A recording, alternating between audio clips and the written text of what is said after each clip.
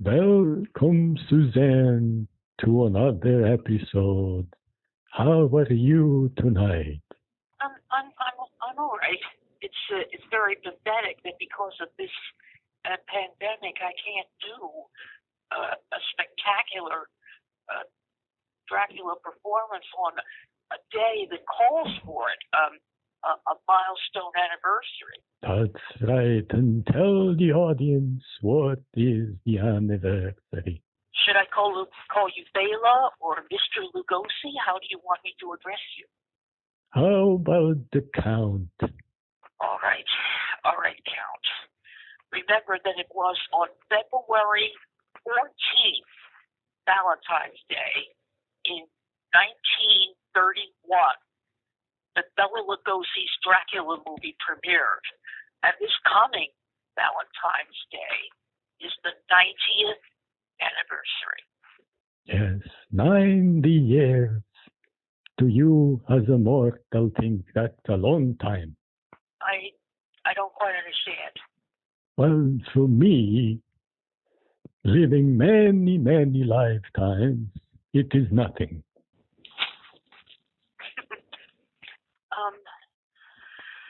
I'll have you know that 40 years ago, I did two big-scale Dracula programs for the 50th anniversary of that movie, one in Philadelphia and one in Las Vegas. Oh, I am very honored to be represented by you, Suzanne. I don't represent just the vampire, Count. Virtually all the more than 80% of all my time spent dancing the role of Dracula is as his real life self. Yes. Vlad Tepes, yes. So what is that is very important about the movie? I'm afraid there were quite a few mistakes. One becomes evident the instant the music begins. The movie makers stole part of the ballet Swan Lake to serve as the overture for your movie. Well, when I made up my dance version of Stoker's novel, I used all virgin music, so to speak, music that didn't already have a story behind it. Well, what kind of music did you use? Oh, I used classical. I used Khachaturian and some Shostakovich. Yes. Can you hear it? And I what? Can you hear it? Yes, I can hear it in my mind. If you wanted to... No, I'm talking about the children of the night. What wonderful music they play. Yes. But the next mistake I have to point out is that Renfield, the mental patient, is also the real estate agent who visits you at the beginning of the story to negotiate the purchase of a London estate. There is a mental patient named Renfield, but he doesn't appear until about 1/4 through the book. The real estate agent's name is Jonathan Harker. That is right, yes. That director, I didn't like him. Todd Browning? Yes. But why weren't you offended with him? He took the best line out of the movie. I had a great line and he cut it out. Line in what? I said to Mina, "Show me your Klugi. Show it to me now." And he cut it out. It's not in the movie. I know that when he attacks Mina, he barges into the bedroom where she and Jonathan Harker are. He feeds on her and then scratches his chest to make her drink the blood from that wound. Yes. And what was your favorite scene? What is your favorite scene? No, yours, Suzanne. Your favorite scene. I'm afraid my favorite scene, or the most important scene, was not used in your movie, and that was a very sad mistake. When when Van Helsing et al. Are arranging their course of action to kill the vampire, Van Helsing speaks about the MO of vampires, but then he neglects the most important part of Bram Stoker's story, the fact that Dracula had been that voivode who won his name against the Turks. He left out the story behind the story. And there are also a couple of lines that the playwrights used that Stoker never used. Yes, they used what they call a creative license. Well, they made many. They made many bad mistakes in the process. Now, should I tell you what those lines are that Stoker never wrote? You can tell as the audience would like to know. It's early in the story when you offer Renfield, who should have been Jonathan Harker, you offer Renfield some wine. He asks, "Aren't you drinking?" And then you respond, "I never drink wine."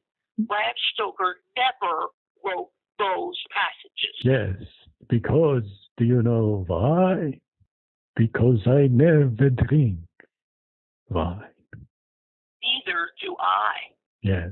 Did you know that I was a really bad art student? Art student? Yes, terrible. Stoker never revealed that. No, because I can only draw blood. Oh, come on, no, I don't like that joke.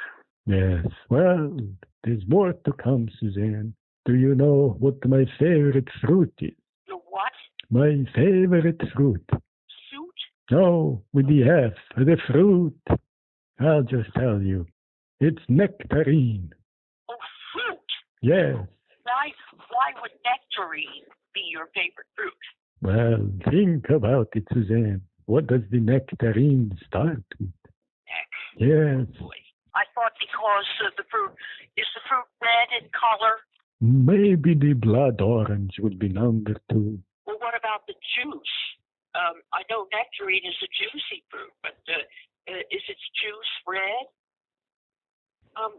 Another mistake made by the movie is that once you moved to London, it doesn't depict you fleeing back to Transylvania after the posse has a hold on you and is after you. They also don't show the scene when I break up with my girlfriend. Yes, she was the wrong blood type.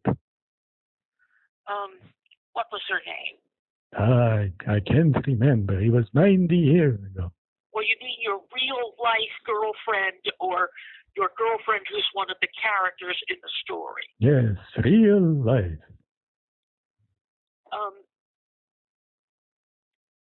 Probably your first wife. You had a Transylvanian wife the first time and a Hungarian wife the second time. Which one was it? Well, I remember the first one. Well, you didn't break up with her. You and she fled to your castle retreat when the Turks were after you, and your wife, fearing that there was no hope for you, jumped out the window and drowned herself in the river. She committed suicide. You did not break up with her because she was afraid the Turks would capture you and her. What do you think our good friend Radu Florescu thought of the movie? Have you seen the movie Blat Sebeș that was made in Romanian with English subtitles? Seen it. I lived it. You what? I lived it. Yes. I thought it was an excellent movie. It showed that there was a far more important story than Stoker's obvious fiction. Yes. So what was the first Dracula book you read? The original novel, because I knew I had not seen any dramatization, and I had seen from reading other books and seeing other movies that if the books came out first, the movies were bound to make changes and mistakes. So I didn't want to risk creating a faulty dance version of Stoker's novel, so I read the novel first before I saw any dramatization. Yes, and when did you read In Search of Dracula? 1976. And that was our friend Radu. Well, it wasn't just Radu Florescu. It was also his other half, Raymond McNally. Yes. So once you read the book, what did you think? Well, In Search of Dracula just scratched some surfaces. So later on that same year when another one came out, Dracula, a biography of Vlad the Impaler, I had a much more thorough and accurate account. Yes, and how did you meet Radu Florescu? I wrote letters to him and to Dr. McNally. He sent me a postcard to my workplace saying that he would not be in Boston for a while, Boston, Massachusetts. But then later, he called and said he was teaching a course on Dracula at Boston U, and he wanted me to come up and speak to his students. So that's how I met him, and that was the first airplane trip I ever took.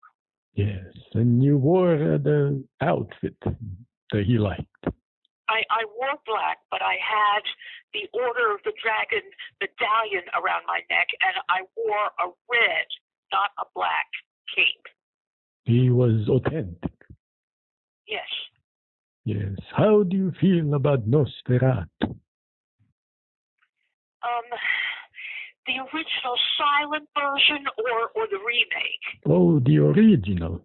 Well, it was the very first dramatization of Stoker's novel, but it set the dangerous precedent of leaving out the story behind the story from its script.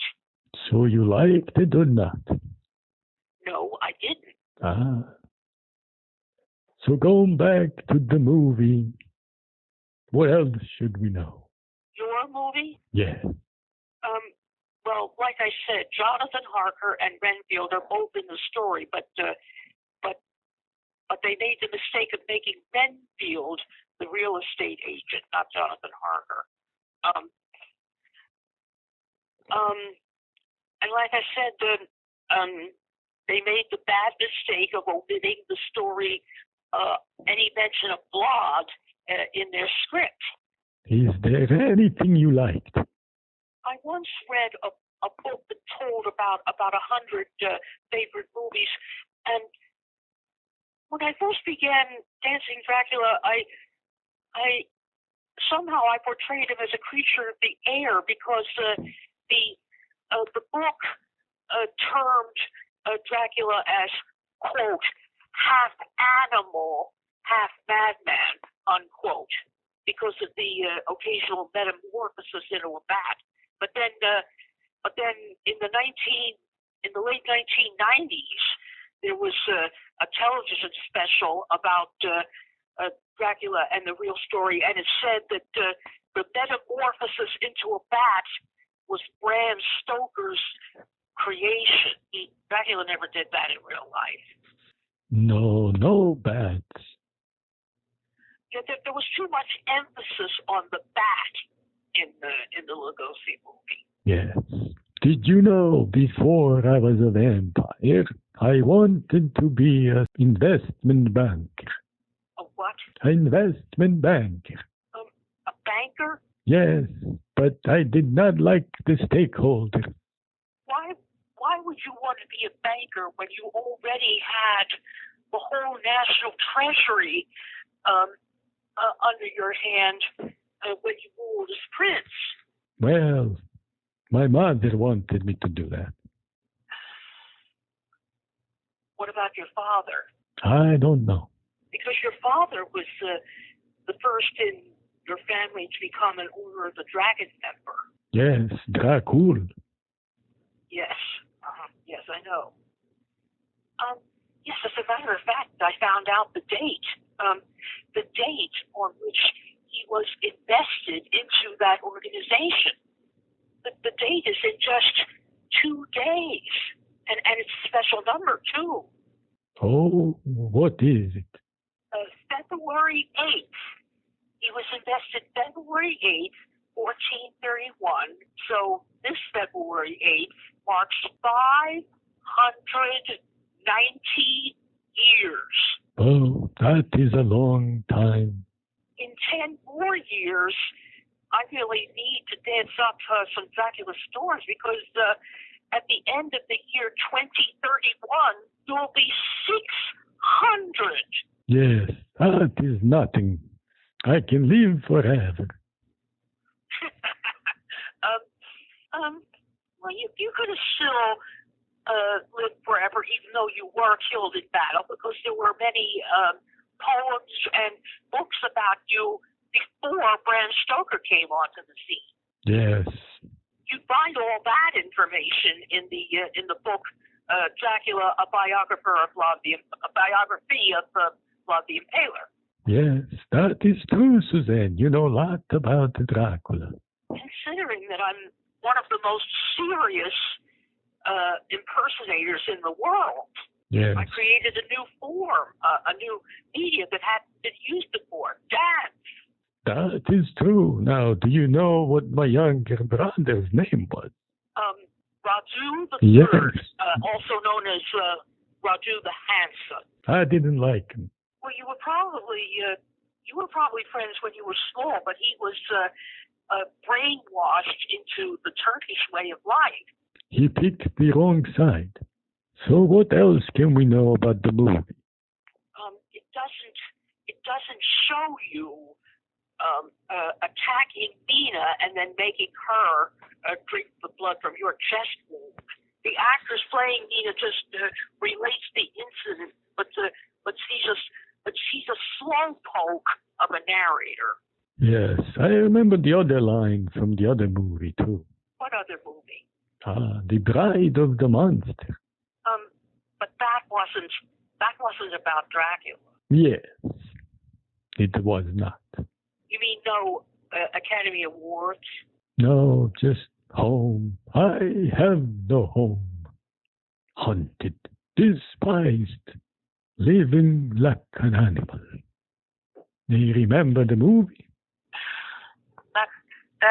That didn't have Dracula in it. It had the actor, Yes. Bela Lugosi. I've heard of it, but I have not seen it. That's too bad, Suzanne. You should see it. No, wait. There was another one made sometime later about Ed Wood, a very poor director for movies. This movie depicted Ed Wood's friendship with you and his attempt to get you back on top. But Bela Lugosi died during the first week of filming Plan 9 from Outer Space. Yes, that is correct. So what other Dracula movies do you like? Well, there's the one made in Romanian. On Halloween night in the year 2000, there premiered a TV movie called Dark Prince. That was strictly the real story, but it told the whole real story, not just the period 1456 to 1462, the way the Romanian-made film did. Yes, there's a lot of movies about me. Yes, but too many of them are just about the vampire when that's not the whole story. That's why I don't go for movies or plays or television broadcasts that leave out the story behind the story. Yes, but what is the most important thing about 1931 Dracula? That it premiered on St. Valentine's Day. Yes, it's a bloody massacre.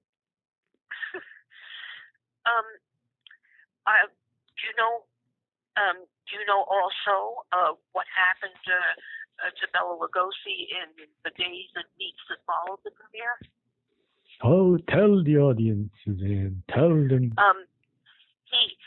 It doesn't say whether he was dressed in civilian clothes or in his costume, but when he came down the street as part of everyday living, the people would scream and retreat because they thought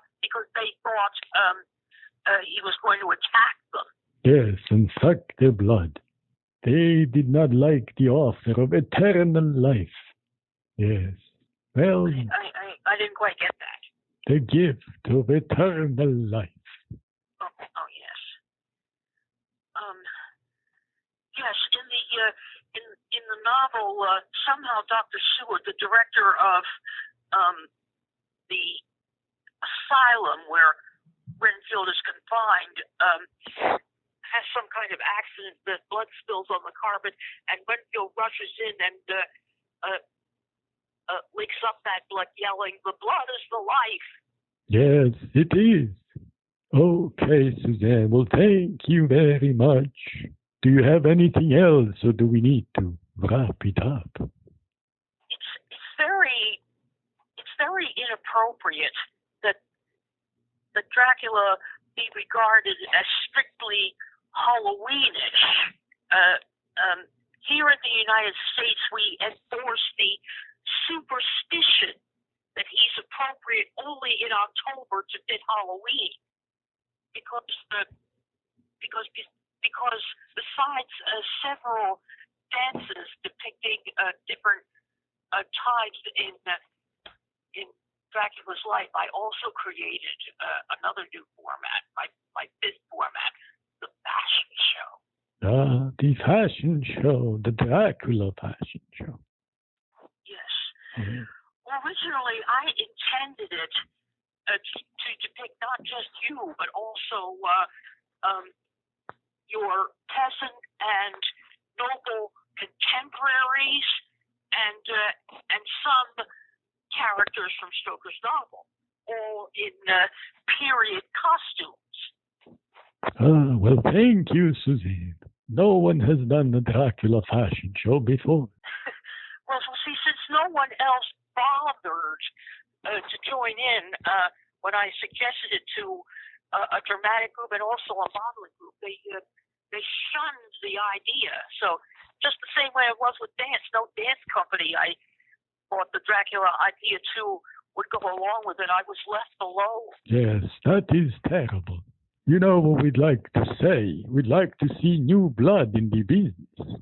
Unfortunately, my blood has been in the business almost half a century with little or no notice. That is not good. Both the historians have been dead for a number of years now, and when I die, I don't have any idea who would be worthy of inheriting my recreated costumes. Maybe the museum. Which museum? I don't know. Who knows, Suzanne? We might have to find the museum. Yes, but I wouldn't. There are a number of museums I can think of, but I wouldn't know the first thing to do in contacting who's in charge of exhibits. Do you think I gave the listeners enough information that they never heard of before, or might have heard about when Dracula's real story was first recirculated, but I'm afraid it could have died out and been forgotten. Yes, I hope they learn something new, and I hope they tell you thanks a lot.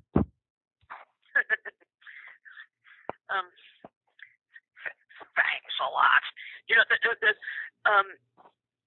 there was an advertisement, a TV advertisement for a couple of cereals, rival cereals, although made by the same company, Quaker, and it was presented in a series of stories like a cliffhanger, and will these things happen? Will those things happen? Stay tuned for our next episode. Thanks a lot. You see. But that wasn't about you. It was, and by thanks they were referring to wolves. I see. Children of the night. Okay, Suzanne, we will speak soon. Well, how soon is that? Are you talking about around Halloween time, or when there's another anniversary coming up? Can you be more specific?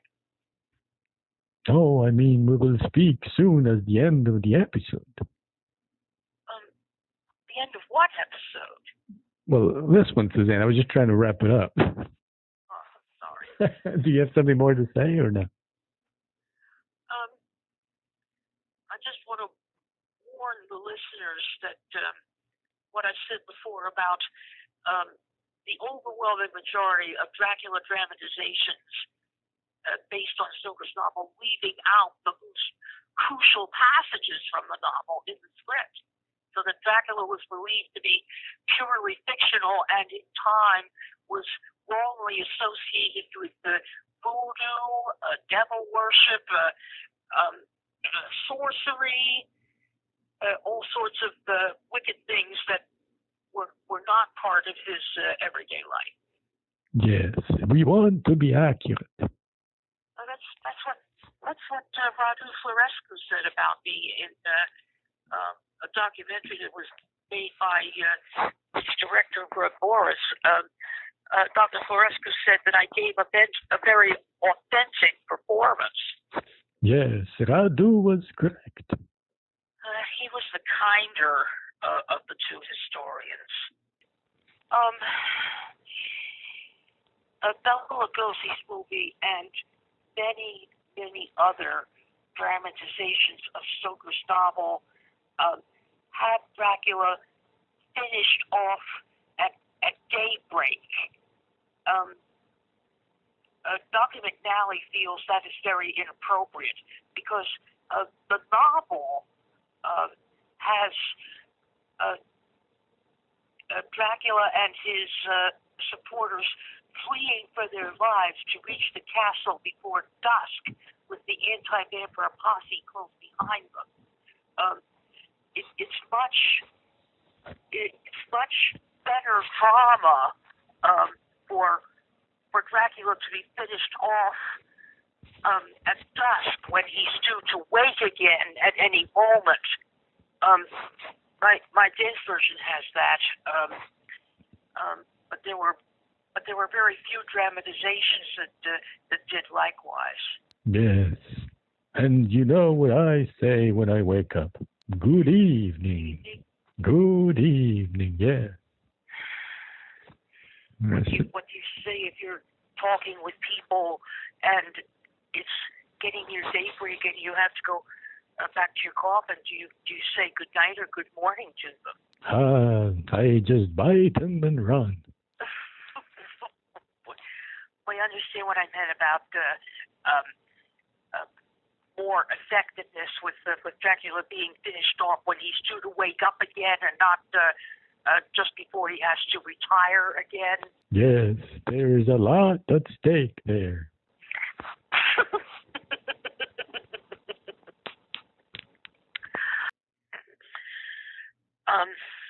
All right, Count. I enjoyed our conversation. Don't forget what I said about February 8th. Yes, I will speak with you soon, Suzanne. All right. Thank you so much. All right.